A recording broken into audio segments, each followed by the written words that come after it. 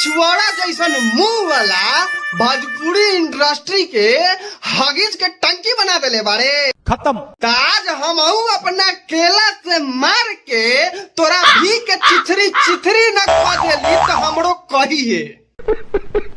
का हाल बा भाई लोग, एक बार फिर से हम आ गइल बानी। लेकिन क्यों? इस सुअर के नाती के एगो गाने आइल बा कि हमारा एल से खेल गइले, समझ रहे हो? जानी ना लोगन, हम भी अपना केला से खेलल जाए कंडोम लगा के।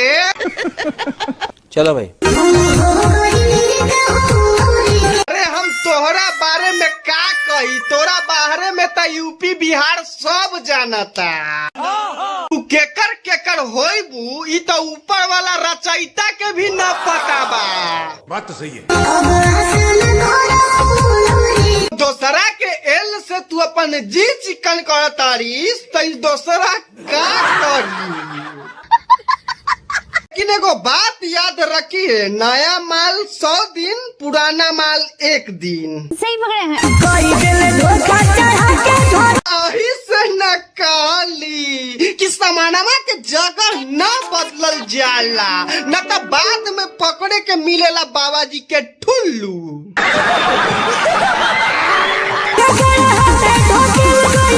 ना ना गरहा ना, सुगर के खोभार में। तनका एक बार और कहबे मिर्ची से पैदा भइल हगलेस लाल। का कहित के चाहता रे ये शॉर्ट फॉर्म में, ये दुनिया के ना पता बा। कान में जब तक सलीमा है लोग चूतिया बनते रहेंगे।